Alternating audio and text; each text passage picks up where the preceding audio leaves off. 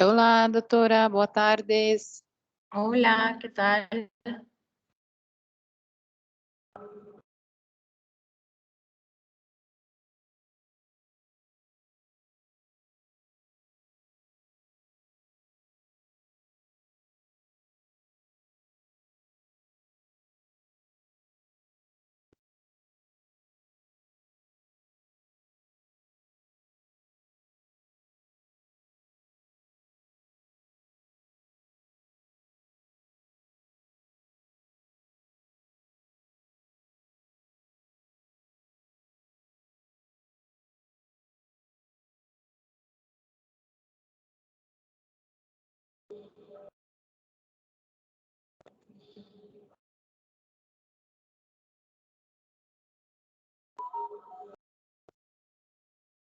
Está un poco lento, el archivo es muy grande, por eso está demorando para cargar, porque está un poco grande el archivo, pero enseguida empezamos.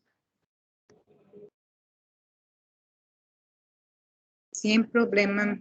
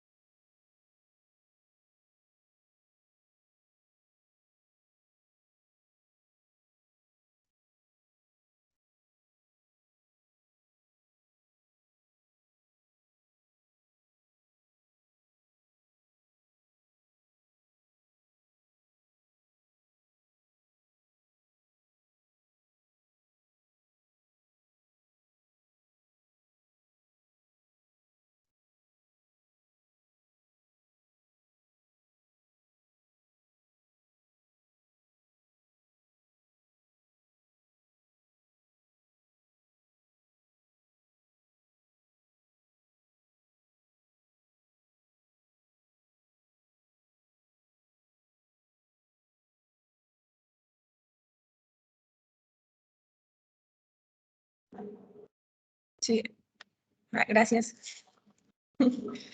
Gracias. Bueno, vamos a empezar. Vamos a hablar de cáncer de mama en el día de hoy. ¿Escuchan todos? ¿Sí? Sim, doutora. Bueno, vamos a hablar de cáncer de mama. Ustedes ya saben la anatomía de lo que sería la mama. Y aquí en este cuadrante superior externos, donde generalmente se produce los mayores casos de cáncer de mama. Bueno, cáncer de mama en realidad es un tema que ustedes tienen que manejar porque se ve muchísimo.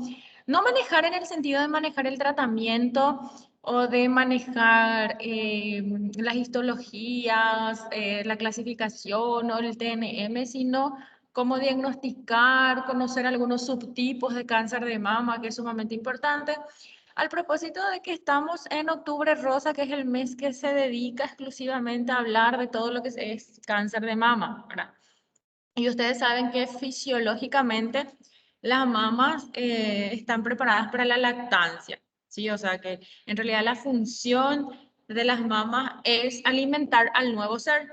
¿Qué pasa? Que usualmente, actualmente se sexualiza la mama, los senos, y es un símbolo de la sexualidad femenina, pero en realidad está genéticamente programado y fisiológicamente programado para la única función que es la lactancia materna mediante la síntesis, ¿verdad?, de una serie de hormonas que ayudan para este fin.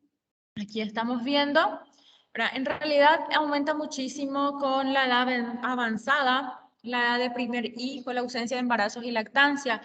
O sea que el cáncer de mama hoy en día nosotros ya podemos ver en cualquier paciente en realidad, pero se produce mucho en los países desarrollados, en las mujeres, por ejemplo, que no tuvieron nunca hijos, o tuvieron su primer hijo en edad muy avanzada. ¿Por qué?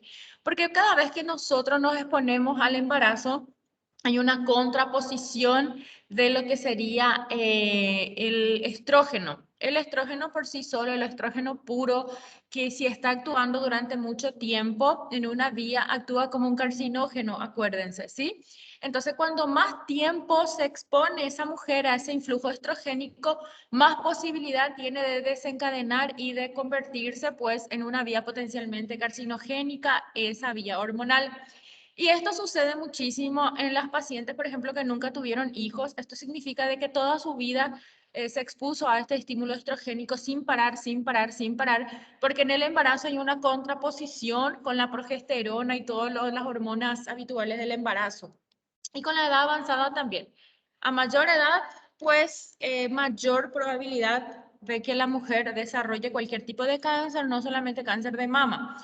Antecedentes personales de cáncer de mama: la paciente que ya tuvo antecedentes en una mama tiene más posibilidad de tener el cáncer de mama en otra mama. Ejemplo, paciente con cáncer de mama derecha que se realizó mastectomía, quimio, radio, etcétera. Se tiene que controlar siempre la otra mama, la mama contralateral. ¿Por qué? Porque si ya hay antecedentes de un cáncer en una mama, la posibilidad de un segundo primario, de un segundo tumor en la mama contralateral es mucho mayor. Y también están los antecedentes familiares de mutaciones genéticas BRCA1 y BRCA2 y exposición a altos niveles de estrógeno, ¿verdad? Como ya les dije, las píldoras anticonceptivas, las píldoras orales anticonceptivas son un veneno, son una bomba atómica, porque en realidad tiene muchísimo estrógeno, tiene una bomba estrogénica demasiado alta y es un factor de riesgo, actúa como un factor de riesgo no solamente para lo que sería cáncer de mama, sino también otras patologías malignas. Entonces, chicas, si optan por cuidarse, por realizar algún tipo de contracepción, las píldoras anticonceptivas son los menos recomendados, al menos por nosotros los oncólogos, por la alta carga estrogénica que esto supone para las mujeres. También la terapia de sustitución hormonal. En las mujeres que ya han entrado en la menopausia, algunas reciben tratamiento de sustitución hormonal, ¿verdad?, con estrógeno, y estos también corren un riesgo más incrementado, porque si ya declina, si ya el cuerpo fisiológicamente está programado para ya no tener esa cantidad de estrógeno, entonces nosotros, si estamos dando un estrógeno exógeno, estamos forzando la fisiología normal, y todo lo que se fuerza, todo lo que no necesitamos también actúa como una vía de la carcinogénesis. Y los estilos de vida, obviamente, obesidad, sedentarismo y hábitos tóxicos, que ustedes ya saben que es un denominador común para todo tipo de cáncer. Los factores de riesgo, ya les hablé de las hormonas endógenas. Ustedes saben que al nacer nosotros no tenemos función ovariana, ¿sí? O sea que al nacer hay un 0% de cáncer de mama. O sea que el recién nacido no va a tener cáncer de mama. La niña en un año no va a tener cáncer de mama, no hay cáncer de mama en la niñez. Cáncer de mama empieza a desarrollarse, los riesgos del cáncer de mama empiezan a aumentar conforme ya vaya aumentando la función ovariana, la actividad estrogénica. Y por ende la relación entre hombre y mujer es muy alta, ¿sí? Por cada 150 mujeres con cáncer de mama hay un hombre con cáncer de mama. Pero también le afecta a los hombres, o sea que los hombres también pueden tener cáncer de mama, por ende los hombres también tienen que realizar su exploración mamaria, tienen que realizar su autoexamen de mama, porque los casos de cáncer de mama en el hombre, si bien son más raros, también se producen y está usualmente ligado a las mutaciones genéticas, particularmente las mutaciones del BRCA2. Entonces, estas hormonas endógenas, ¿cómo actúan? Actúan directamente proporcional al tiempo de concentración, al tiempo en el cual el organismo de la paciente estuvo expuesta esta hormona. Entonces, la menarquía influye directamente. Esto significa que a menor edad de la menarquía, ¿sí? Y a mayor edad de la menopausia, mayor exposición estrogénica. O sea que si la chica tuvo su menarquía a los 9 años y si tuvo su menopausia a los 55 años, mucho tiempo de exposición tuvo al estrógeno. Entonces, es potencialmente mucho más peligroso que se active esa vía, ¿verdad?, de la carcinogénesis. Y la edad del primer hijo, también la edad del primer hijo al nacer es también un factor de riesgo. A mayor edad del primer hijo, mayor posibilidad de desarrollar cáncer de mama. Bueno, esto ya hemos comentado. La lactancia materna también influye como un factor protector, ¿sí? O sea que si la mujer tuvo hijos, tiene más de un hijo y dio lactancia materna, tiene un factor protector contra el cáncer de mama. Esto no significa que si la mujer tuvo 10 hijos y dio de mamar a los 10 hijos no va a tener cáncer de mama, pero significa de que el riesgo es inferior, que el riesgo es relativamente inferior a las mujeres que nunca tuvieron hijos, que nunca dieron de mamar o que tuvieron un hijo muy añosa ya, cuando ya tiene 40 años y además no dio de mamar, ¿verdad? Entonces, una serie de acontecimientos que influyen. Los factores de riesgo, aquí van a ver, por ejemplo, que influyen mucho en la geografía, porque ustedes saben que en los países, por ejemplo, europeos, en todos los países desarrollados, usualmente la mujer se casa muy tarde y tiene un hijo o no tiene hijos, ¿sí? Entonces, la cuestión demográfica influye mucho también en esto, por eso ellos ven muchísimos casos de cáncer de mama, nosotros también, pero ellos ven mucho más casos de cáncer de mama que nosotros, porque generalmente en estos países desarrollados la mujer trabaja, estudia, se casa muy tarde, se casa a los 40 años, a los 35 años y luego no tiene hijos o tiene un solo hijo. Entonces, por eso de pronto se puede ver estas diferencias en la sociodemografía en cuanto a la prevalencia e incidencia, ¿verdad?, del cáncer de mama, y también influye la dieta, el peso, la talla, porque estos que van a determinar la edad de la menarquía y la menopausia, influyen los factores biológicos particulares también entonces de cada región, de cada cultura. La dieta es controvertido, ¿sí? El alcohol se sabe de que incrementa el riesgo de cáncer de mama porque aparentemente hay un efecto de que se depleta las concentraciones de ácido fólico en la mujer que bebe mucho alcohol, ¿sí? Y puede ser de que esto sea un factor predisponente a que se altere el aparato mitótico en general, no solamente en el caso del cáncer de mama, sino también en otros tipos de tumores sólidos.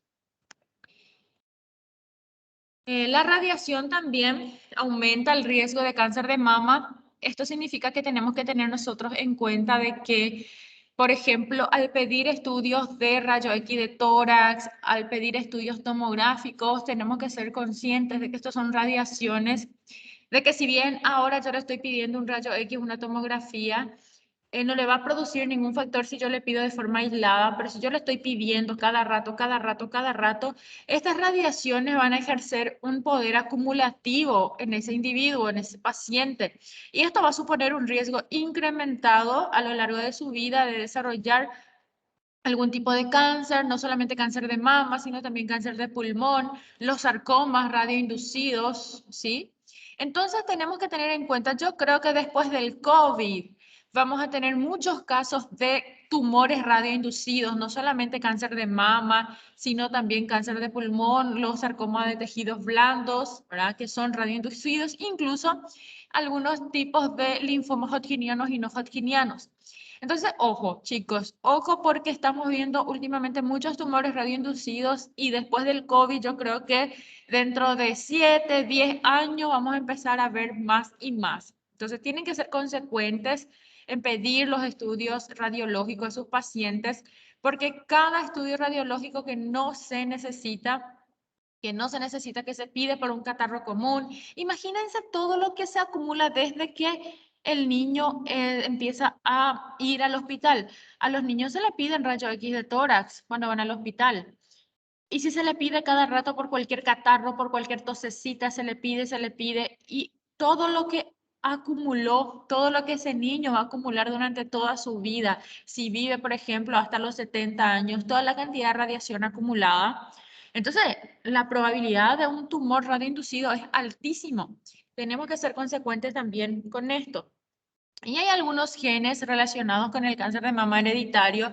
Algunos son muy raros, como por ejemplo el síndrome Lynch-Fraumeni, que se produce por la mutación del gen P53, en donde el paciente, además de tener cáncer de mama, pues va a tener algún tipo de tumor en algún otro tejido blando, etcétera, ¿verdad? Y también está el síndrome de Cowden por la mutación del PTEN, y está el síndrome de Pigler, que sería por la mutación del STK1 y de LKB1. Son muy raros. ¿Qué es lo que más nosotros vemos? Lo que más vemos usualmente entre los casos de cáncer de mama hereditario, lo que más vemos son los que están relacionados a la mutación del BRCA1 y el BRCA2. ¿Qué es el BRCA1? Obviamente es una fosfoproteína nuclear. ¿Sí? El BRCA1, ¿por qué es tan importante este gen? ¿Por qué es tan importante? Porque este gen cumple funciones muy claves en lo que sería el mantenimiento de la estabilidad genómica, en el mantenimiento de la homeostasis de la cadena del ADN, en la recombinación, en la transcripción. Además, es un gen supresor de tumor. Entonces, imagínense que si muta este BRCA1, todas estas funciones van a ser alteradas. Yo siempre les digo a ustedes que si nosotros tenemos una mutación genética, estamos teniendo una pérdida de la expresión de ese gen. O sea que ese gen ya no cumple las funciones para el cual estaba destinado a cumplir en ese organismo. Nosotros todos tenemos BRCA1 y nuestro BRCA1 está funcionando bien. Si los pacientes tienen mutación del BRCA1, pues se produce el cáncer de mama, generalmente ligado a algún factor hereditario y no solamente cáncer de mama, sino también cáncer de ovario, ¿sí? Entonces, esta fosfoproteína nuclear BRCA1 tiene como funciones mantenimiento de la estabilidad genómica, ¿sí? Además de ser un gen supresor de tumor que lo que se va a encargar es de reparar alguna rotura que aparezca en el ADN, en la doble hebra del ADN, ¿sí? Entonces lo que va a hacer es activarse cuando, por ejemplo, en los tejidos mamarios, el gen que codifica, por ejemplo, para lo que sería la división de las glándulas en la mama, qué sé yo, ese gen justamente tiene una alteración en su estructura de la doble hélice. Este gen supresor de tumor se activa y que lo que va a hacer va a comportarse como un gen supresor de tumores, activando genes que lo que van a hacer es reparar esa ruptura, esa doble cadena de ADN. Y también participa en eventos claves de la recombinación y transcripción de la información genética. El BRCA1 tanto como otras proteínas, participan y forman parte del complejo multiproteico que es el BASC, ¿verdad? Que está ligada a la ARN polimerasa 2 y algunas de las enzimas, por ejemplo, catalíticas como las histonas desacetilasa, que son las que van a cumplir funciones claves en lo que sería la homeostasis y la estabilidad genómica en general de todos los genes encargados de mantener la homeostasia mamaria. Entonces, ¿qué es lo que se produce cuando nosotros tenemos una mutación del BRCA1? En realidad que es muy grave cuando hay una mutación del BRCA1 porque su patrón de herencia es autosómica dominante. Y ustedes seguramente que cuando vieron genética hablaron de las mutaciones que son autosómica dominante, o sea que tiene una alta penetrancia, ¿sí? Tiene una alta penetrancia y esto quiere decir de que la posibilidad de que alguien pueda tener ese cáncer por esa mutación que es autosómica dominante es alta, cercana prácticamente al 100%. Y del cáncer de ovario también cercana al 100%, pero mucho menos. Esta fue la mutación que tuvo Angelina Jolie. Angelina Jolie tiene antecedentes familiares de cáncer de mama. Creo que su tía, su mamá, etcétera, habían más familiares con cáncer de mama y ella se sometió a un estudio genómico. Y salió que ella tenía la mutación del BRCA1. Y como en el asesoramiento genético se le dijo que esta mutación es de herencia autosómica dominante, significa que ella casi el 100% de certeza hay de que ella desarrolle en cualquier momento de su vida cáncer de mama y ovario. Se le orientó con respecto a esto, de que la probabilidad se acerca muchísimo al 100% y ella optó por sacarse las mamas y sacarse los ovarios.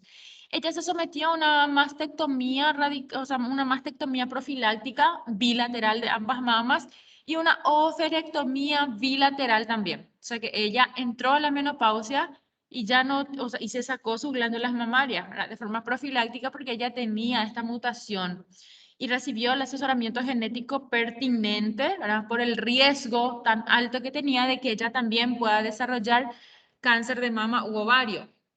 El BRCA2 también es similar al BRCA1, es un gen también, que lo que va a hacer también es reparar el ADN en situaciones, por ejemplo, en que se formen algunos ductos, ¿sí?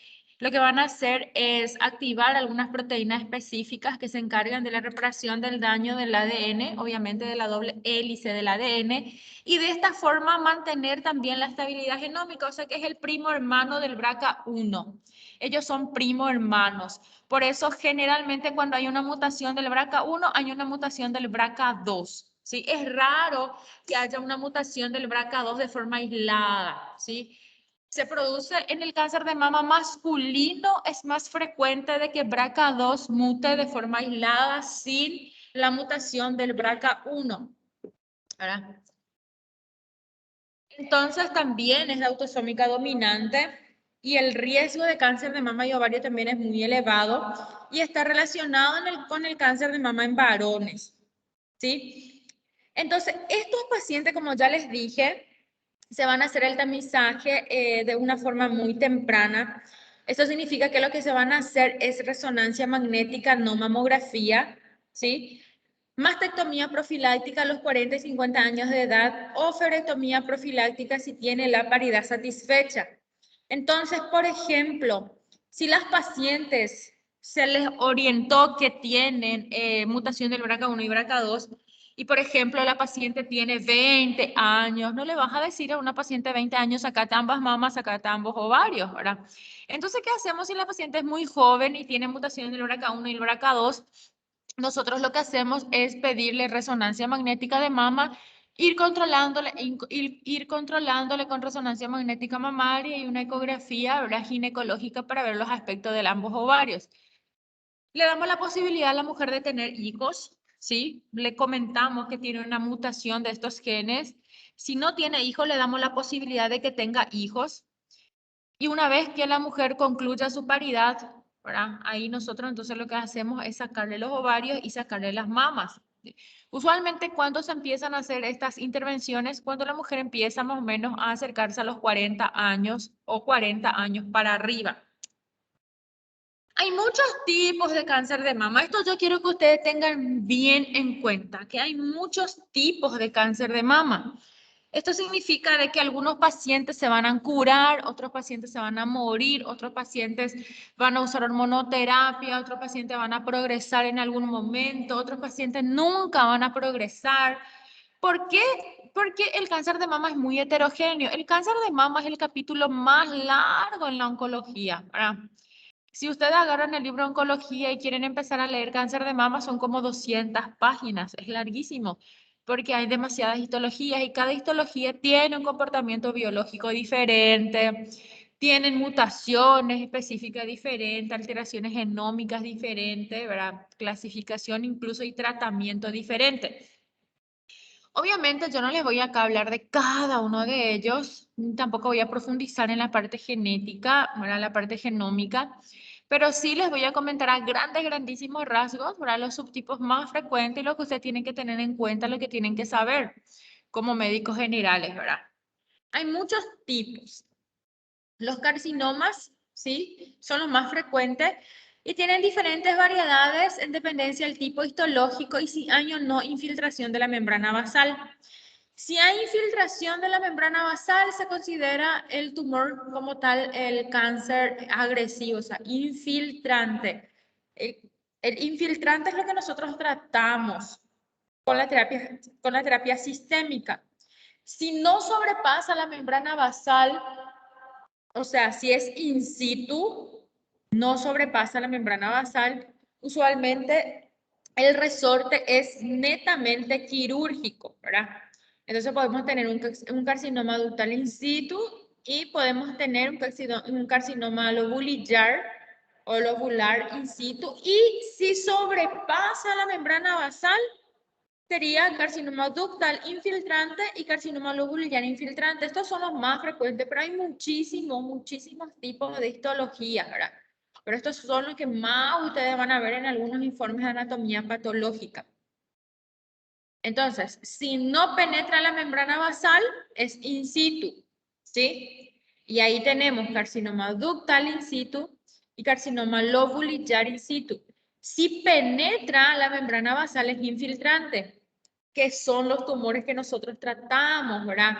Con la terapia sistémica de quimioterapia, anticuerpos monoclonales, etcétera, ¿verdad? Penetra la membrana basal, entonces es infiltrante, carcinoma ductal infiltrante y carcinoma lobulillar infiltrante. Entonces, cuando tenemos un carcinoma in situ, en realidad son lesiones premalignas, ¿sí? Nosotros consideramos una lesión premaligna. ¿Cuál es el peligro de los carcinomas in situ? En que puede progresar y convertirse en malignas. Así como yo les hablé a ustedes en el cáncer de cervix, que habían lesiones premalignas como el SIM1, el SIM2, el SIM3, que no son todavía lo que sería el cáncer como tal, pero que si se deja, si progresa, se convierte en el carcinoma infiltrante. Lo mismo acá en mama. El carcinoma in situ son lesiones premalignas, que si se dejan progresar, se convierten en carcinoma infiltrante, o sea, en lesiones malignas, ¿sí? Y nosotros no vamos a hablar de los in situ, solamente vamos a hablar de los infiltrantes, o sea, vamos a olvidarnos de los in situ. ¿Cuáles son los infiltrantes? Tenemos dos tipos fundamentales, dos tipos más frecuentes, ¿verdad? El ductal es el más común, ¿sí? El más agresivo. Y el lobulillar infiltrante es menos frecuente, pero tiene mejor pronóstico. Tanto los carcinomas ductal como el lobulillar se van a clasificar otra vez según su grado de diferenciación. El grado de diferenciación en cáncer de mama es grado 1, grado 2 y grado 3. A mayor grado de diferenciación, peor es el pronóstico, ¿sí? Cuando más grande es, cuando más alto es el grado, el pronóstico es peor. Los grados 1 son los bien diferenciados, ¿sí? Los bien diferenciados usualmente tienen mejor pronóstico.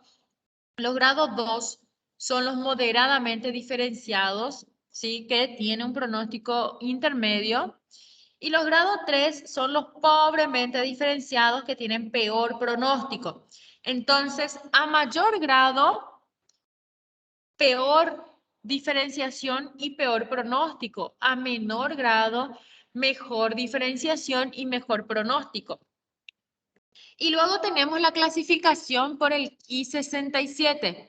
¿Qué es el Ki-67? El Ki-67 es el índice de proliferación. A mayor Ki-67, mayor el índice de proliferación, mayor agresividad, mayor índice mitótico.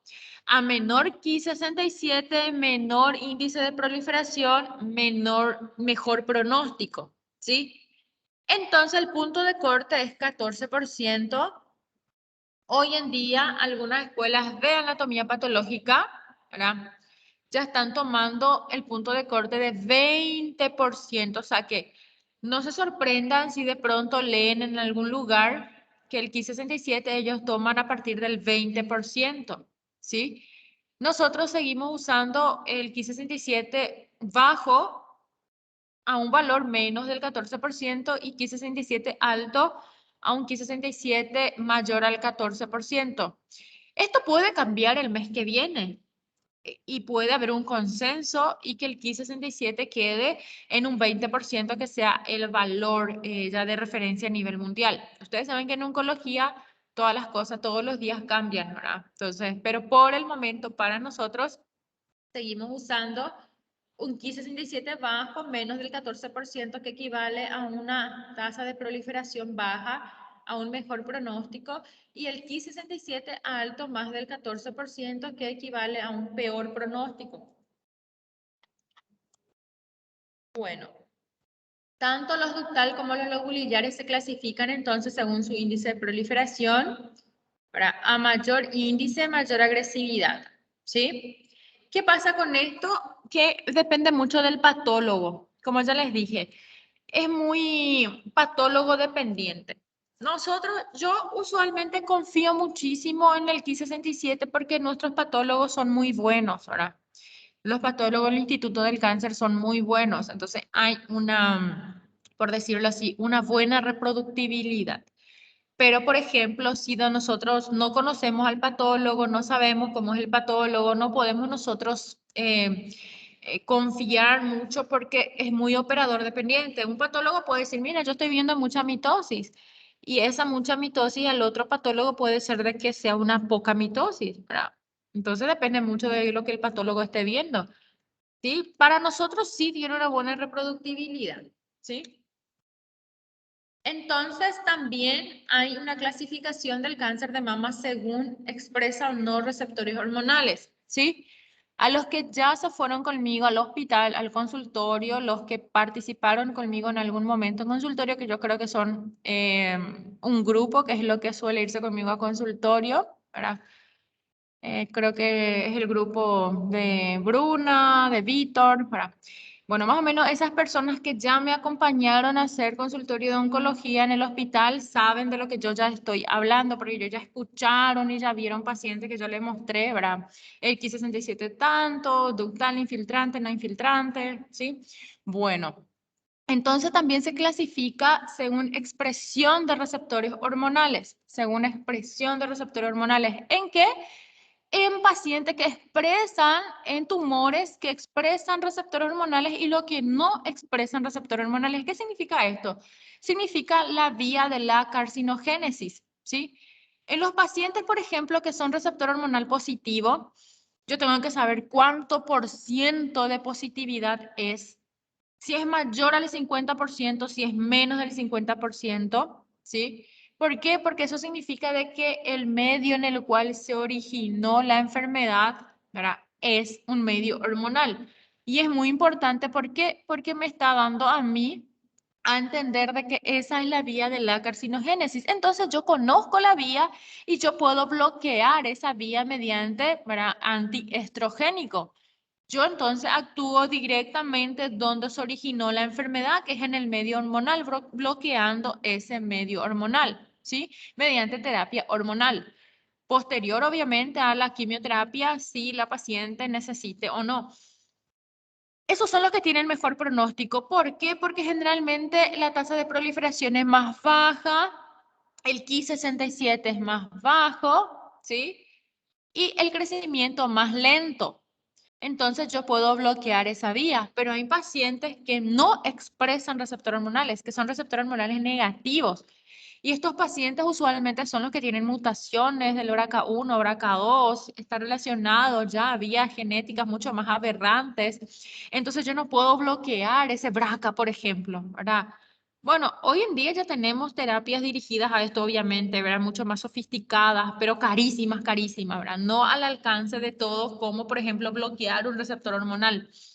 Entonces, mucho más difícil y engorroso bloquear una vía genómica. Estos pacientes que no expresan receptores hormonales, por lo general son los pacientes que tienen peor pronóstico, ¿sí? Los pacientes que van mal. Entonces, por eso es importante saber si expresan o no receptores hormonales también, ¿sí? Entonces, es muy importante para nosotros saber si es un carcinoma infiltrante, como el Ki67, si es alto, si es bajo, expresa o no expresa receptores hormonales. ¿Por qué? Porque los receptores hormonales no solamente son pronósticos, sino también son predictivos de una respuesta a la terapia antiestrogénica que nosotros le podemos implementar a estos pacientes que expresan estos receptores. ¿Sí? Entonces, también tenemos algunos que expresan ER2, ¿sí? O sea, hasta ahora, ¿qué yo le estoy diciendo hasta ahora a ustedes? Le estoy diciendo de que el cáncer de mama, ¿sí? El cáncer de mama a nosotros, en lo que nos interesa, el carcinoma infiltrante, les dije que los más frecuentes son los dos subtipos, el ductal infiltrante y el lobuliliar infiltrante. Les dije que el ductal infiltrante es el más frecuente y el más agresivo, que el lobuliliar es el menos frecuente y el de mejor pronóstico. Les dije que dividimos según el grado histológico. A menor grado histológico, mejor diferenciación y mejor pronóstico. A mayor grado histológico, peor diferenciación y peor pronóstico. Y estos son grado 1, 2 y 3. El grado 1 es el bien diferenciado y que tiene mejor pronóstico. El grado 2 es el moderadamente diferenciado. El grado 3 es el pobremente diferenciado y tiene un peor pronóstico. Les hablé que se clasificaban también según la expresión del Ki67. ¿Y qué me denota el Ki67? El Ki67 me denota índice mitótico, alto o bajo. A mayor Ki67, el punto de corte es 14%. Si es más del 14%, mayor índice mitótico, más tasa de proliferación, mayor agresividad. A menor Ki67, menor índice mitótico, menor tasa de proliferación y menor agresividad. También les comenté que tenemos que esta clasificación incluye si expresa o no receptores hormonales. Que los que expresan receptores hormonales significa que la carcinogénesis se inició en ese medio hormonal y que yo bloqueando hormonas voy a lograr controlar la enfermedad, ¿sí? Mediante terapia antiestrogénica y que estos pacientes tienen mejor pronóstico por eso. Y los que no expresan receptores hormonales tienen peor pronóstico porque las vías generalmente son más engorrosas, está ligada a mutaciones genéticas, usualmente, ¿verdad? Y entre ellos, BRCA1 y BRCA2. También tenemos la clasificación según exprese o no este oncogen, que es el ER2. ¿Sí? El ER2. ¿Qué es lo que es el ER2? El ER2 es un receptor de membrana, ¿verdad? Un receptor de membrana. Un receptor de membrana de la familia ER, ¿sí? Tiene una actividad tirosinquinasa en el dominio intracelular. Causa activación de cascada de señalización intracelular que culminan con la proliferación celular y está amplificado en un 5%, ¿verdad? De los pacientes con cáncer de mama. Si hay esta expresión de este ER2, de este oncogen, le confiere más agresividad a la enfermedad y es predictivo de respuesta a terapia anti-ER2. ¿Qué significa esto? Esto significa de que hay pacientes, por ejemplo, que pueden o no expresar receptor hormonal, esto es independiente. El ER2 es un oncogen. Un oncogen. ¿Este oncogen dónde está? Está en la membrana, ¿sí? Está en la membrana. ¿Por qué? Porque se comporta como un receptor de membrana. En la membrana hay muchísimos receptores, muchos receptores. Y entre esos receptores está este oncogen que es ER2, ¿sí? Ahí está en la membrana. Pero ¿qué pasa con este ER2? Este ER2 tiene dos dominios, o sea, en realidad tiene tres dominios, ¿verdad? Tiene un dominio que está fuera de la célula, que está en contacto con el medio extracelular, que es el que recibe los ligandos, los mitógenos, etcétera. Tiene un dominio transmembrana y tiene un dominio intracelular, ¿sí? ¿Y qué sucede acá? Que los mitógenos, todos los estímulos, entonces va a llegar a activarle a este receptor ER2 que tiene un dominio extracelular y esto entonces se activa. Al activarse, ¿qué pasa? Se activa también el dominio intracelular de este ER2 y dice que su dominio intracelular tiene actividad tirosinquinasa. ¿Qué significa esto? Que lo que va a hacer es fosforilar esas quinasas. ¿Y qué pasa cuando las quinasas se fosforilan? Se convierten en su forma activa, y estimula una cascada de segundos mensajeros que lo que van a hacer es llegar al núcleo, ¿sí? ¿Para qué? Para activar los genes intranucleares de proliferación celular. ¿Cuál es la finalidad entonces de este oncogen? La proliferación celular incrementada, descontrolada, ¿verdad? Sostenida en el tiempo. Entonces, estos pacientes que tienen la amplificación, en realidad acá en cáncer de mama, no estamos hablando de mutación del ER2, ¿sí? Eso tienen que tener mucho cuidado. Acá lo que estamos hablando es de una amplificación del ER2. Esto significa de que las señales llegan y llegan mucho más. Llegan y se activan mucho más. Y este oncogen está amplificado, amplifica las señales, amplifica la fosforilación de las quinasas, amplifican las cascadas de segundo mensajero que llegan al núcleo, entonces el núcleo transcribe mucho más información genética, ¿sí? Y cuando nosotros tenemos ER2, ¿qué sucede con esas pacientes? Generalmente su tumor es mucho más agresivo. Y entonces, ¿qué yo tengo que hacer? Yo tengo que bloquearle a este ER2, tengo que bloquearle. ¿Y cómo le bloqueo? Con las terapias anti-ER2. Hoy en día nosotros en Paraguay tenemos forma de hacer un doble bloqueo ER2 con drogas, ¿verdad? Anti-ER2.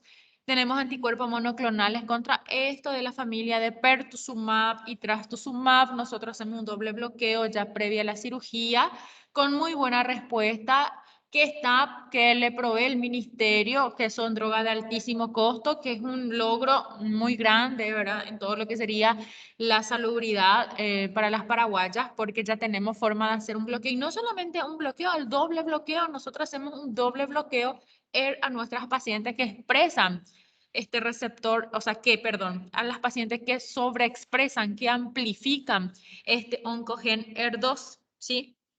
Bueno, entonces, conociendo eso, conociendo que hay tumores, por ejemplo, que son de bajo grado, de alto grado histológico, que expresan receptores hormonales, que expresan ER2 y que tienen un Ki67 alto o bajo, nosotros podemos clasificar. Ahí recién entonces nosotros clasificamos al cáncer de mama. ¿Cómo le clasificamos? En subtipos histológicos, ¿sí? Hacemos una clasificación en subtipos histológicos. Lo clasificamos en luminal A, luminal B, ER2 y triple negativo.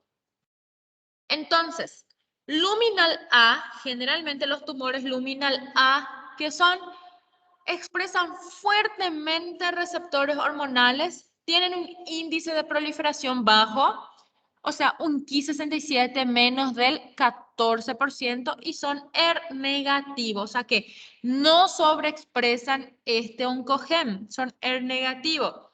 Y usualmente los luminal A son de bajo grado, o sea, un grado 1, tienen un mejor pronóstico y responden a la terapia hormonal.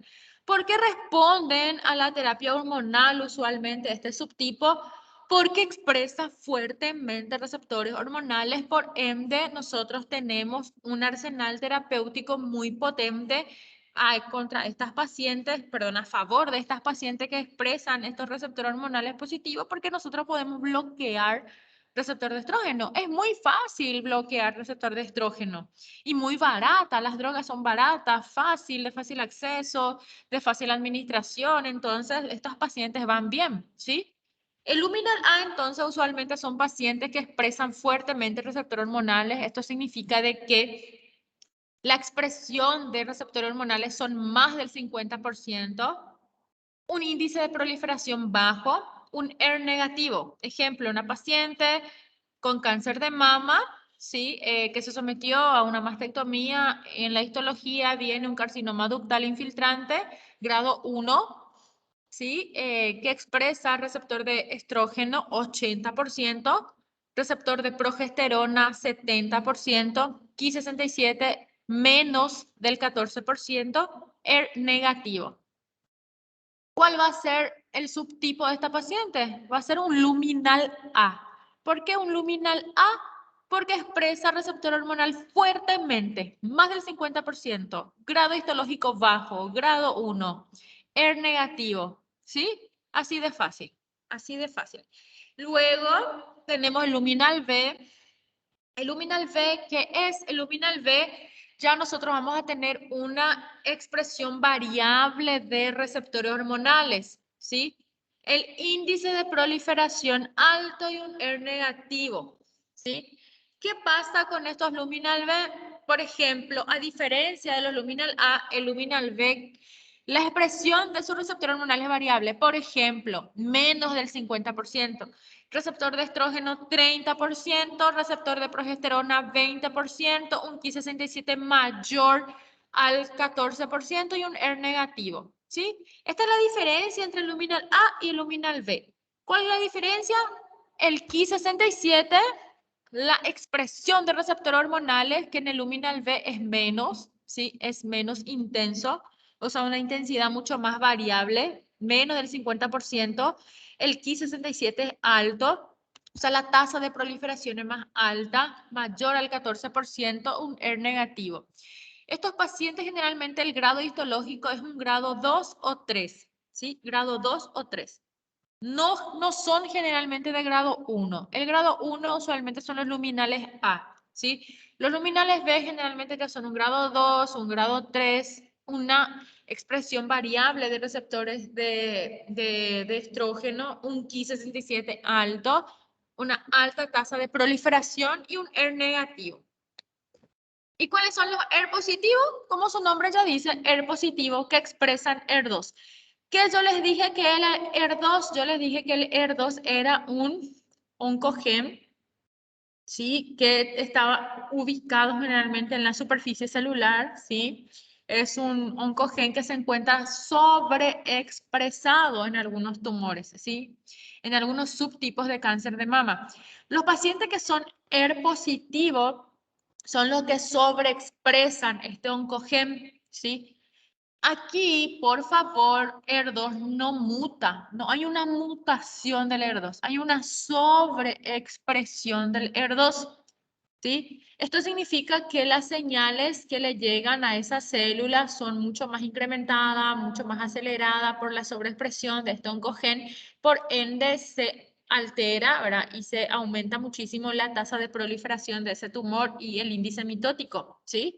Mediante esta vía aberrante de sobreexpresión de este receptor de membrana con actividad tirosinquinasa. Estos pacientes, ¿qué pueden ser? Pueden o no expresar receptores hormonales. Yo puedo tener una paciente que tiene receptores hormonales negativo y ER positivo. Yo puedo tener paciente que tiene receptor hormonal positivo y ER positivo. ¿Qué es lo que importa para el pronóstico? ¿Qué es lo que importa? El ER. El ER pesa mucho más.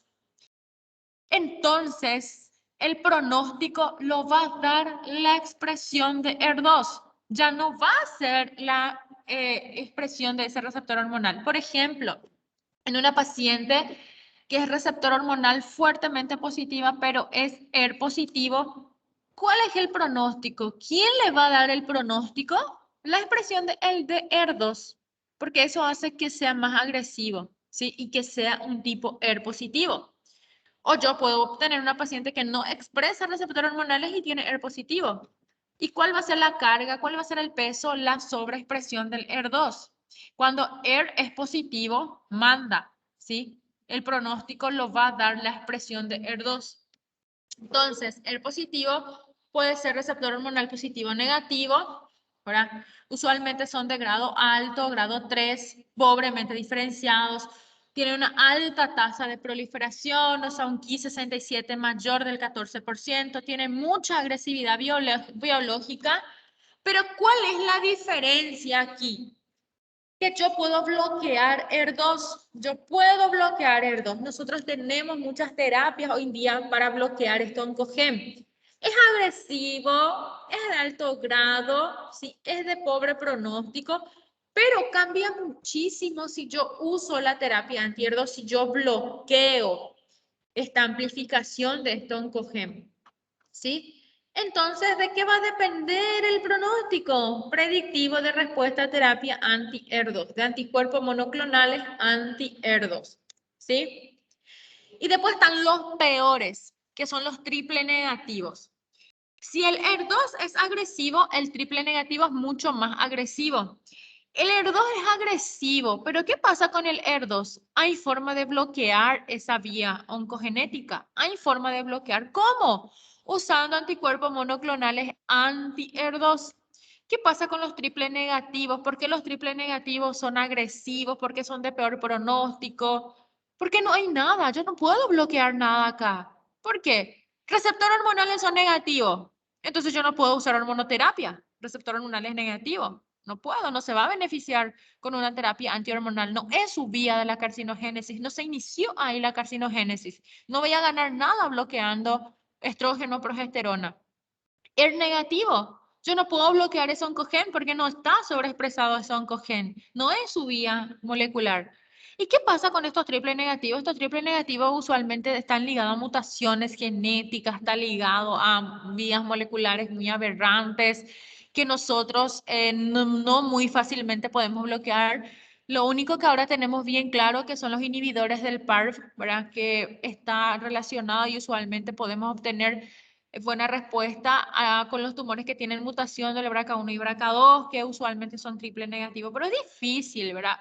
Porque nosotros no podemos realizarle de rutina al BRCA1 y el BRCA2 a todas las mujeres triple negativas porque es de muy alto costo, son estudios moleculares de muy alto costo. Luego, si tenemos, por ejemplo, una mutación del BRCA1 y BRCA2, estos inhibidores del PARP también son de muy alto costo, ¿sí? Esto no significa que no lo hacemos. En situaciones que la paciente puede costear estos estudios, hacemos, y que si puede comprar estas drogas, hacemos. Pero es mucho más difícil y complicado en general poder tratar a estas pacientes porque no tenemos ninguna vía fácil de bloquear la carcinogénesis, ¿verdad? La vía más fácil es la vía hormonal. Yo bloqueo estrógeno y controlo el tumor.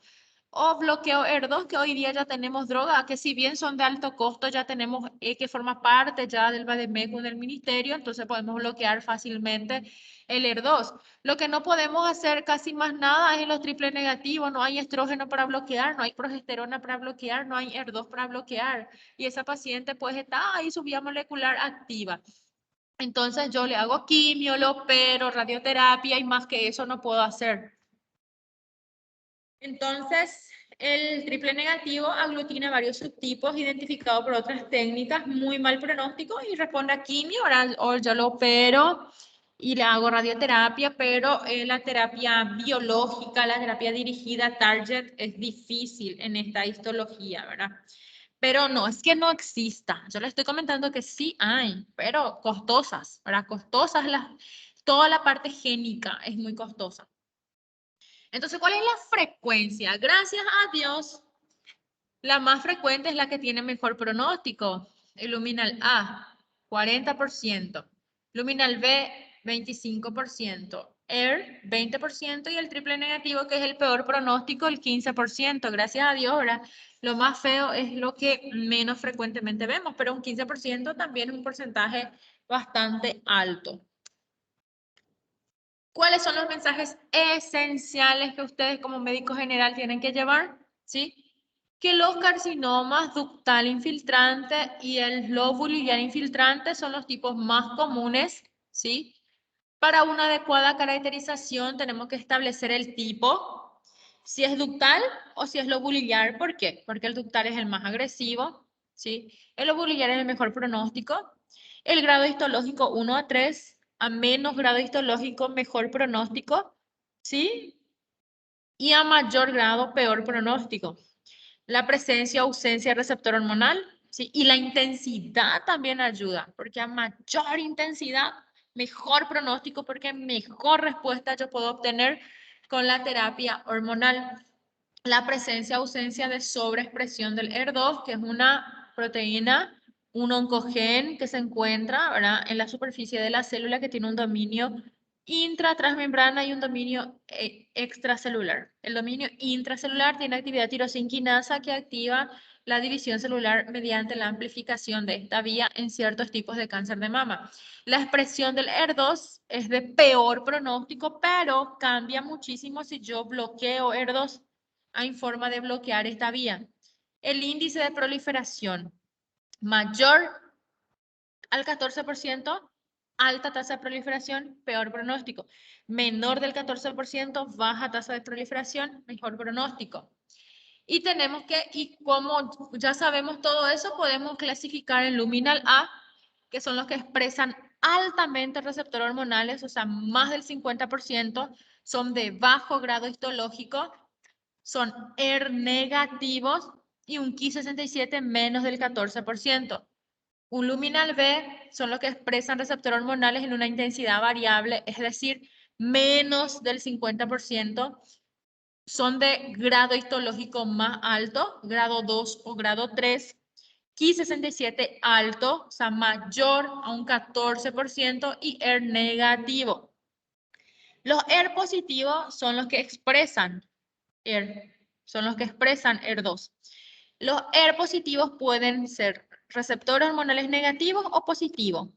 ¿Cuál es el que manda si expresa o no HER2? ¿Sí? Yo te puedo tener una paciente que exprese receptores hormonales altamente y es positivo. Entonces, ¿qué va a ser positivo? Si expresa positivo, es positivo, porque esto es lo que va a definir el subtipo, ¿sí? Y están los triple negativos que no expresan ni receptores hormonales ni HER2, ¿sí? Que es de peor pronóstico. Esto es lo mínimo que yo necesito para manejarle al paciente. Lo mínimo, chicos, que ustedes tienen que saber y lo mínimo que necesitamos.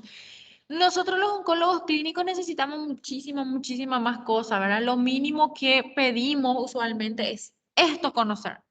Porque acá yo ya puedo saber qué drogas usar, cuántos ciclos usar, cuál va a ser el pronóstico. Yo ya me ubico en tiempo, espacio y persona. Ya me ubico. Esta paciente va a ir bien, le voy a poner tal medicamento. Esta tiene un mejor pronóstico, ¿sí? Es lo mínimo que necesitamos. Esta es la clasificación TNM del cáncer de mama. Esta es la clasificación TNM que nosotros usamos, ¿sí? En realidad, yo no les voy a preguntar a ustedes nunca la clasificación TNM porque a los alumnos no les gusta estudiar el TNM porque les resulta que es mucha memoria, después se olvidan. Entonces yo por eso no pongo TNM generalmente en el examen, ¿verdad? Pero bueno, hay algunos que sí les interesa, entonces aquí le dejo el TNM. Generalmente un T1 es un tumor menos de 2 centímetros, ¿sí?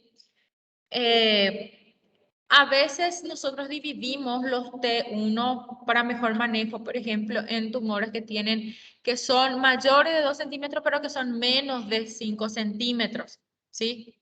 Entonces podemos clasificarlo en T1A, T1B y T1C. Los tumores más grandes a 5 centímetros usualmente son los T2 y los que son más grandes, mucho más grandes, que ya infiltran pared, etcétera. Ahí lo clasificamos, ¿verdad? En T4, T4A, T4B y T4C. El T4A generalmente cuando infiltra la pared torácica, el T4B cuando tenemos, en este caso, ya una invasión del músculo pectoral, ¿sí? Y el T4C usualmente cuando hay presencia de tanto invasión de piel y del músculo pectoral, ambos, ¿sí? Un T4D es el carcinoma inflamatorio. El carcinoma inflamatorio. Este carcinoma inflamatorio es la mama roja, ¿sí? También algunos alumnos ya vieron el carcinoma inflamatorio, ¿verdad? En consultorio conmigo. Entonces esto es importante. Los criterios para compromiso ganglionar usamos para la clasificación patológica N1, N2, N3. Lo clasificamos nuevamente, ¿verdad? En N1 microscópico, N2, N2A, N2B, N2C. Anteriormente, ahora se sacó. Y tenemos hasta N2B y N3 tenemos hasta N3C. N3A, N3B, N3C, según haya o no compromiso de ganglios en la región, ¿verdad? El N1 sería axilar, ¿sí? Axilar ipsilateral. El N2 sería axilar pero pétrea, ¿sí? Pétrea. Y el N2B cuando tenemos también compromiso axilar y de las mamarias internas. El N3A cuando hay ganglios infraclaviculares. El N3B cuando hay ganglios, ¿verdad? Tanto en lo que sería la mamaria interna como ganglios axilares y ganglios infraclaviculares. El N1-3 ya sería cuando hay ganglios supraclaviculares. Y esta sería la clasificación, ¿verdad? Patológica después de la cirugía, ¿sí?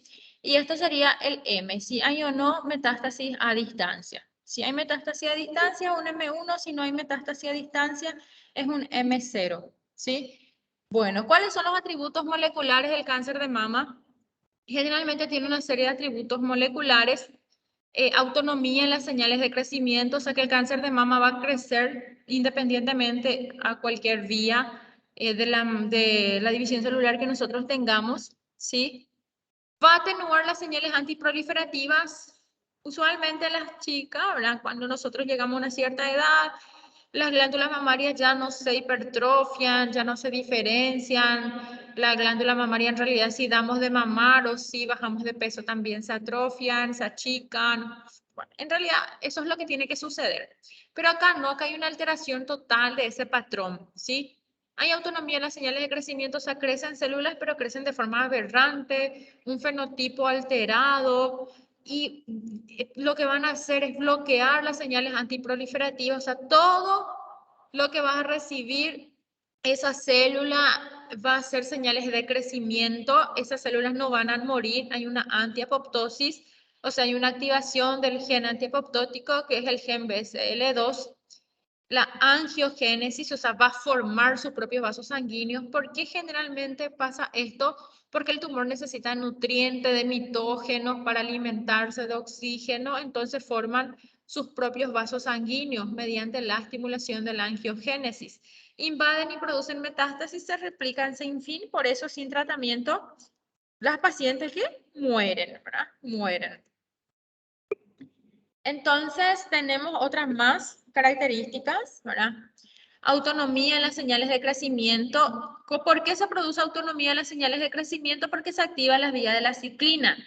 La ciclina D1 por lo general se activa y lo que va a hacer es estimular al receptor de estrógeno por vías no dependientes de las ciclinas dependientes de quininas 4 y 6.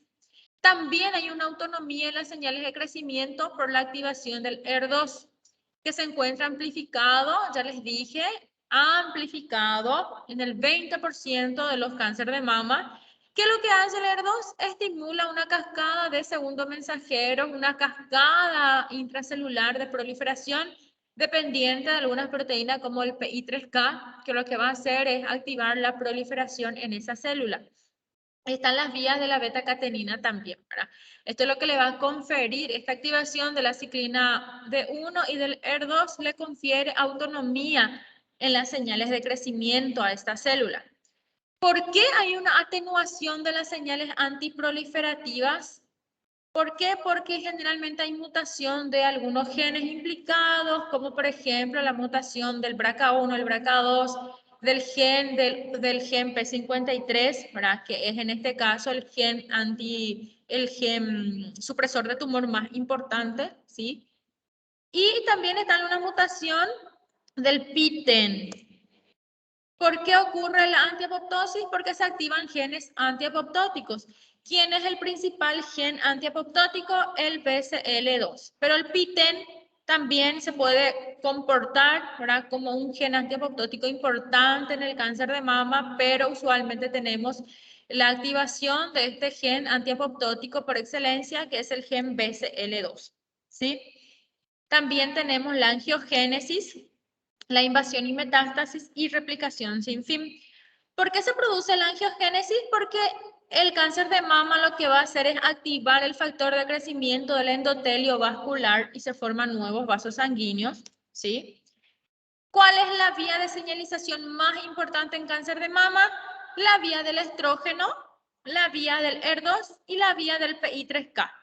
La vía del estrógeno es mediante, ¿verdad?, la expresión de receptores hormonales, ¿verdad?, en estas pacientes. La vía del HER2 es mediante la amplificación de este oncogen HER2 y la vía del PI3K, ¿verdad?, que es lo que va a hacer es activar entonces todos esos genes implicados en la replicación a nivel intracelular para que se fomente de esta forma la replicación sin fin. Así actúa el receptor de estrógeno. Así actúa, por ejemplo, esta es la vía molecular del cáncer de mama en las pacientes que tienen expresión de receptores hormonales. ¿Cómo actúa? Aquí tenemos el estrógeno, que está en circulación en el organismo de la paciente. Aquí está el receptor hormonal, este es el citoplasma, ¿sí? Y este es el núcleo. ¿Qué es lo que sucede usualmente en esta vía de la carcinogénesis dependiente del receptor de estrógeno? Se une al receptor hormonal, hay un cambio conformacional y ellos producen una translocación en el núcleo y me va a activar entonces la proliferación celular. Ahí, miren, el estrógeno se une al receptor de estrógeno, transloca dentro del núcleo y estimula entonces ya la transcripción de ese ADN, ¿verdad? Y se estimula toda la serie de cascadas que ustedes conocen ya, ¿verdad?, de lo que sería la replicación, tanto estimulando el receptor de crecimiento del endotelio vascular como otras proteínas importantes que son factores de crecimiento, ¿verdad? Entonces, así tenemos estrógeno, se une a sus, perdón. Entonces tenemos estrógeno, se une a su receptor de estrógeno, trasloca dentro del núcleo, se amplifica esa información y luego ya tenemos la cascada de eventos que lo que va a llevar es a la transcripción de la información genética, ¿sí? El receptor de estrógeno, entonces, la vía canónica, ¿verdad?, que es la que les mostré, ¿verdad?, importantísimo, implicado en la carcinogénesis del cáncer de mama en las pacientes, ¿verdad?, que tienen esa vía activa, ¿sí? Entonces, ¿qué es lo que va a hacer esto usualmente? Bueno, ahí lo que vemos es que hay una actividad de los receptores de estrógeno en muchos tipos celulares. Hay una interacción de este receptor de estrógeno con otros mediadores intracelulares. Y lo que va a hacer es inhibir la función del gen P53. ¿Qué es el gen P53?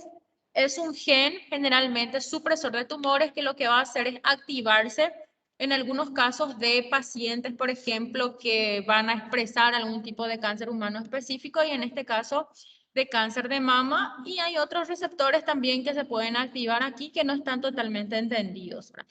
Lo cierto y lo concreto es que las pacientes que tienen esta alteración, que expresan fuertemente receptores hormonales, usualmente tienen esa vía en la carcinogénesis de que este estrógeno se une a su receptor, trasloca dentro del núcleo y ahí inicia todo, ¿verdad?, la cascada de señales de proliferación. Esta es la vía del HER2. Yo les dije a ustedes que el HER2 tenía un dominio, ¿verdad?, extracelular. Esta es la familia de los HER. Aquí está el HER1, el HER2.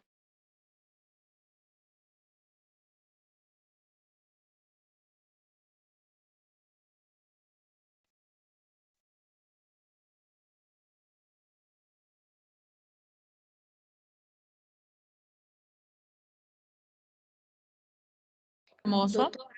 Ficou mudo, Es doutora. bastante lindo. ¿Qué pasó? Cortou um pedaço de um minutinho aí, cortou um pedaço da sua explicação. ¿Dónde? Nesse último slide agora, ficou Acá? mudo uns Isso, ficou uns 30 segundos mudo, mais ou menos. No, yo solamente les dije que el ER2 es lo que a usted le interesa, que el ER2 es lo que se encuentra amplificado en el cáncer de mama, ¿sí? Solamente eso dije. Ah, tá bom, ok, ok. Bueno, no se estresen, chicos, por esto, sí, ni siquiera traten de entender, ay, qué se activa, qué lleva, nada de eso. Solamente les traje para mostrarle a ustedes, ¿verdad? Lo hermoso que es la oncología, ¿verdad? Mediante esta activación, entonces, ¿verdad?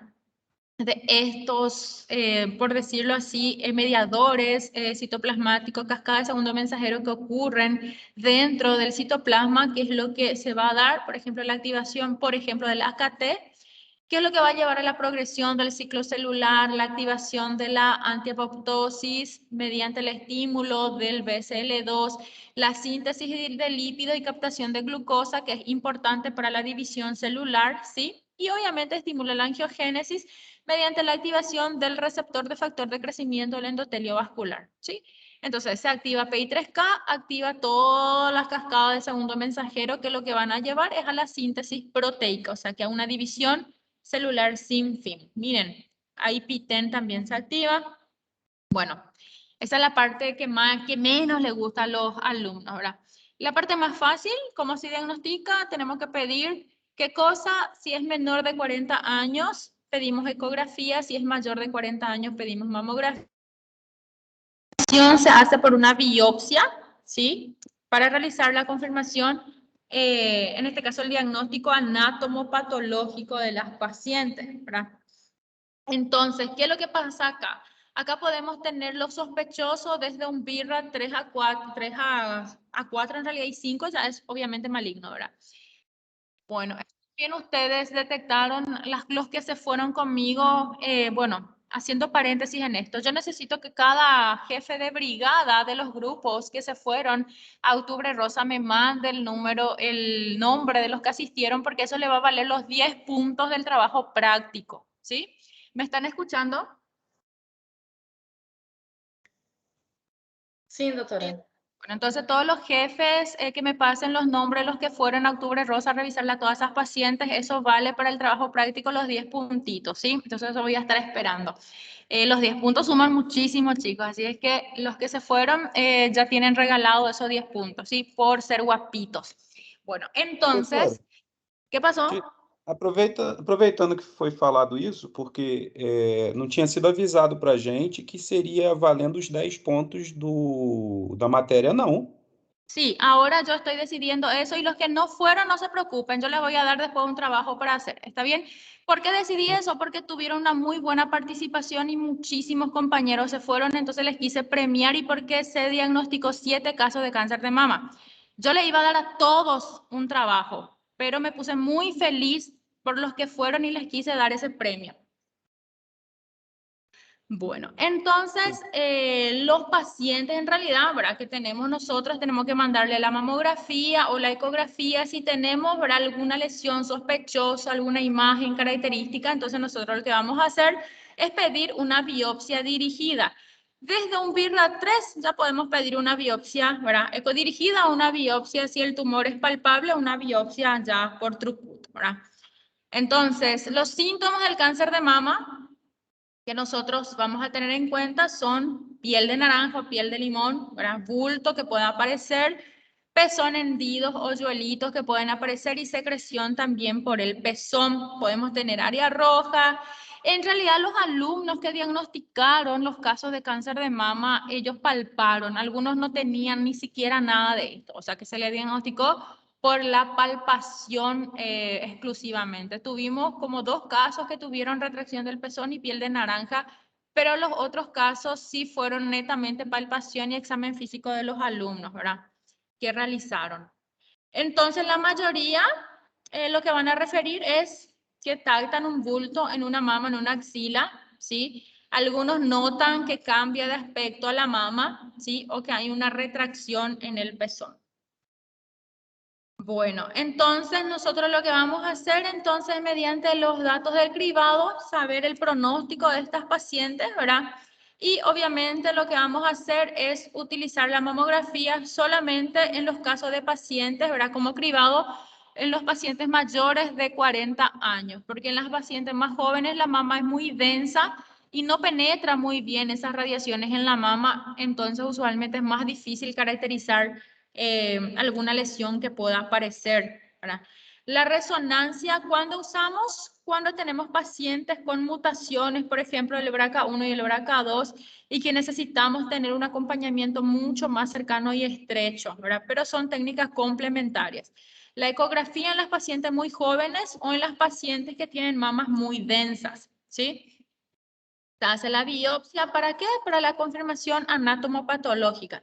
Miren, chicos, acá solamente les traigo a ustedes de que hay muchas más formas, ¿verdad? Mucha más histología en el cáncer de mama. Tienen acá, ¿cuáles son los principales? El ductal y el lobulillar. El ductal es el más frecuente y el más agresivo. El lobulillar es menos frecuente que el ductal, es de mejor pronóstico, pero hay muchísimos tipos de cáncer de mama, ¿verdad? Muchísimos tipos de cáncer de mama que nosotros vemos muchísimo también.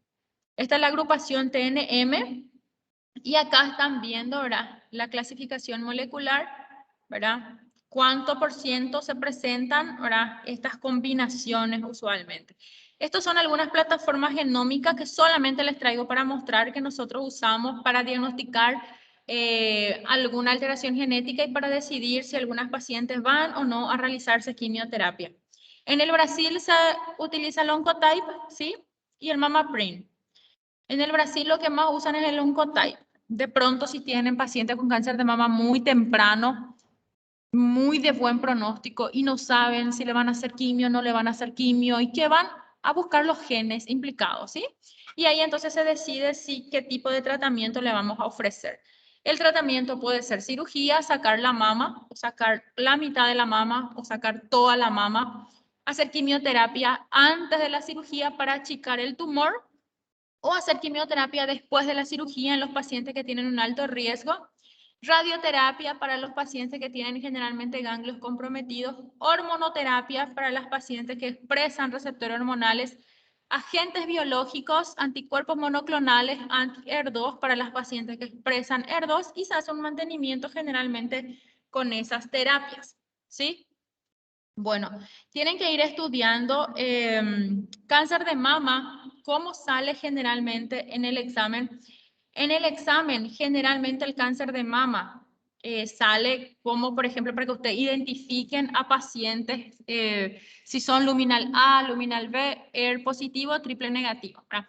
Yo no pregunto piel de naranja, retracción de pezón, bultito, porque eso es cosa que ustedes saben, ¿verdad? Que hay un bulto, que hay una retracción, no. Yo necesito que ustedes lo mínimamente puedan identificar y decirme, esto es un luminal A, esto es un luminal B, esto es un triple negativo, esto es un ER positivo. ¿Cómo van a saber?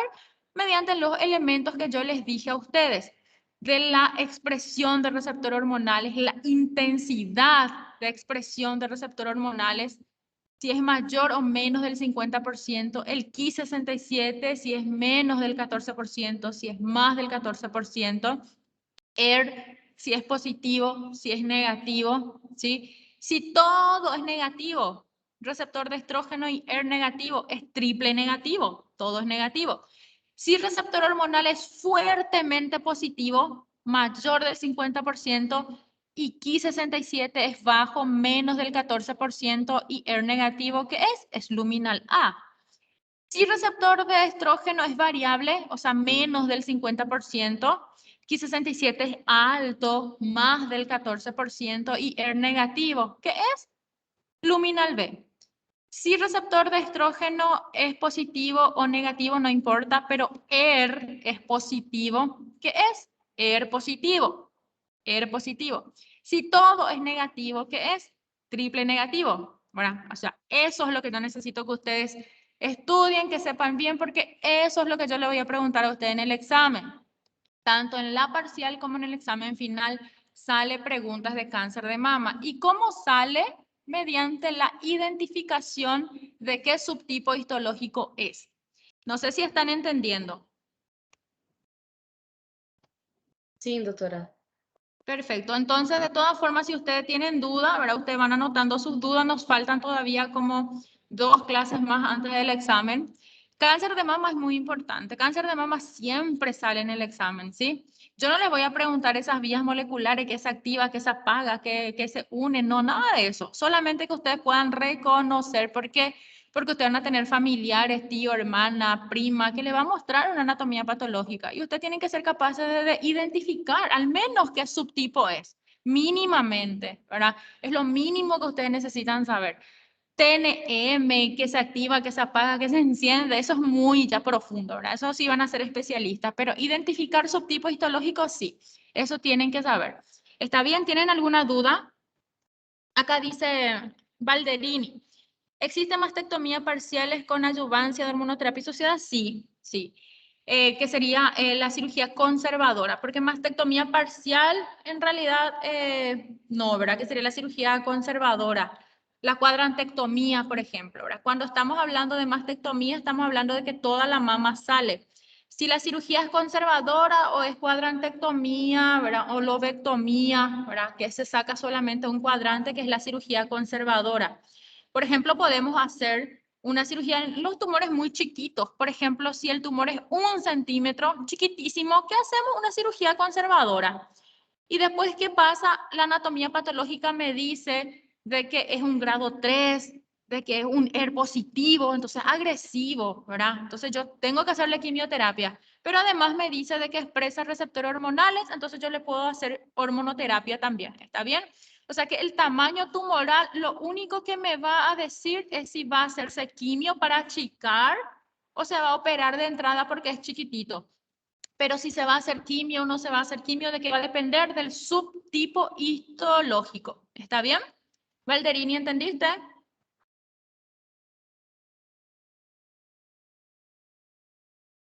Se fue Valderini.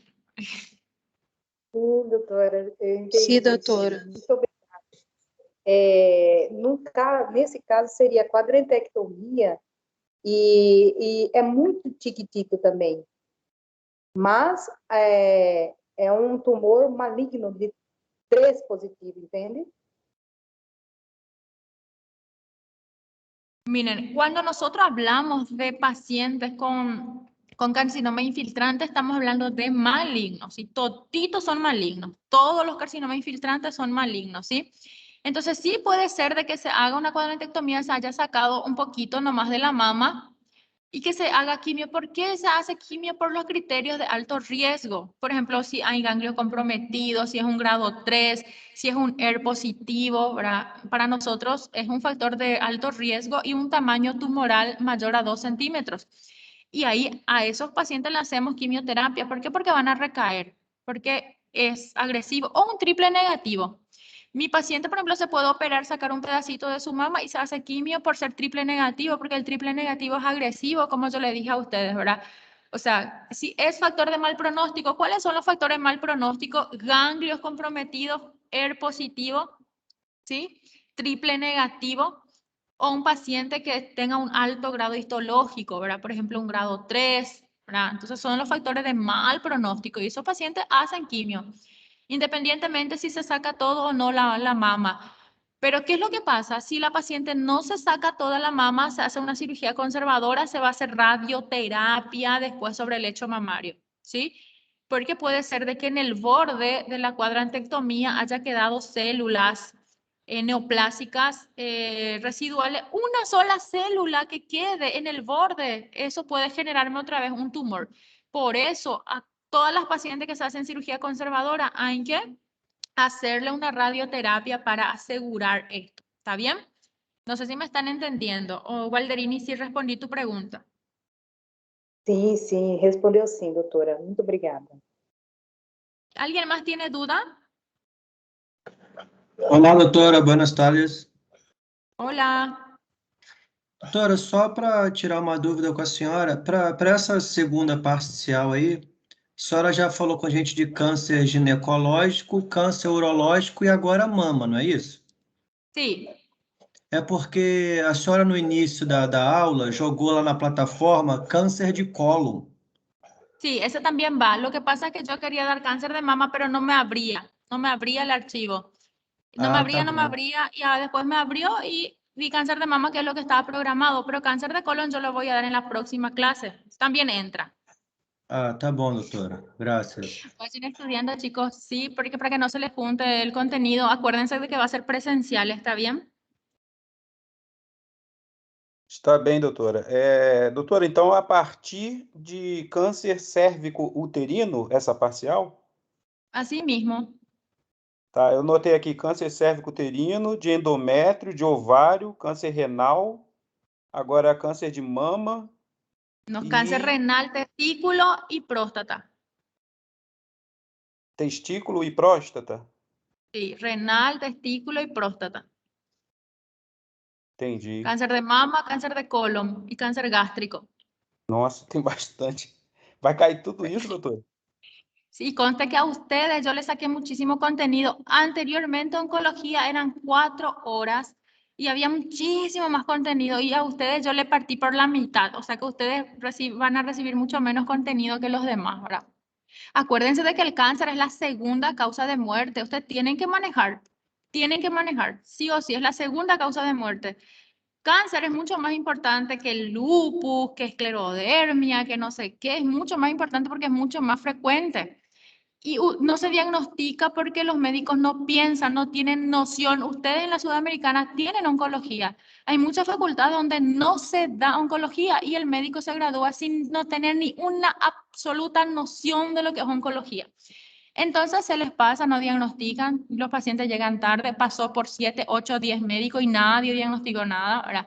Y en la Sudamericana ustedes tienen posibilidades de conocer algo porque ustedes tienen oncología en su materia, ¿verdad? Y es frecuente, hay muchísimos. Los que hacen consultorio conmigo saben cómo yo tengo montones de pacientes, ¿verdad? Entonces es muy frecuente y tienen que saber, porque ustedes como médicos generales tienen que tener noción al menos. Si bien no van a saber el TNM, el tratamiento, las drogas, pero tienen que tener noción. ¿Qué significa? Sospechar y diagnosticar un cáncer. ¿Está bien? Bueno, yo sé que la mayoría de ustedes son mis alumnos, ¿verdad? La mayoría de este grupo yo le conozco y ustedes me conocen también. Son poquitos los que no me conocen. Entonces, cualquier cosita, cuando me vean por el hospital, ¿verdad? Ustedes me pueden preguntar. ¿Alguien más tiene dudas?